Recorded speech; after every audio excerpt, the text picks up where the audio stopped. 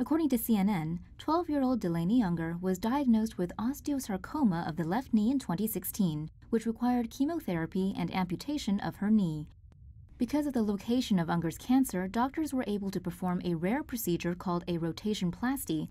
During a 13-hour surgery in April of 2017, she had her left knee completely amputated.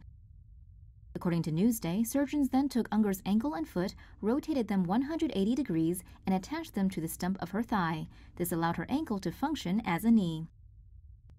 In October of 2017, Unger, who is now cancer-free, received a prosthetic which fits over the backward-oriented foot and extends up the thigh. The prosthesis lets her walk, jump, and dance.